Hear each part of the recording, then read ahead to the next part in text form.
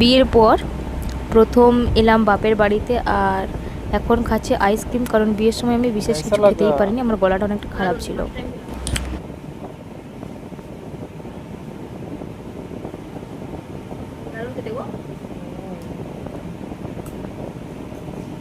এই আইসক্রিমটা খেতে এতটাই ভালো, আগে জানতাম না। পরের বার আবার এইটা খাবো।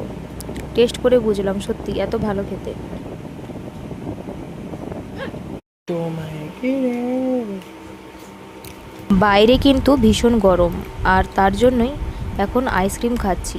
তবে পুরোটা মোর আমি বউ তো খাইনি, প্রচুর খেয়েছি আমার আইসক্রিম পর। খায়। না গো, মোটেও না। আমার একটা গলা ব্যথা ছিল। দেখো, এক্ষুনি একটা খেলো, আবার একটা খায়। কি? এক্ষুনি একটা খেলো, আবার একটা। কয়েকদিন ধরে আকাশ মেঘলা, তবে গরমটা একটুও কমছে না। কিছু মেশানো আছে নাকি জানার জন্য। ও, বাজে বাজে কথা বলো কান্না বেরিয়েছিল। তার জন্যই হাজারো গলা ব্যথা সত্ত্বেও একটু আইসক্রিম খেয়ে জীবন ঠান্ডা করতে হচ্ছে।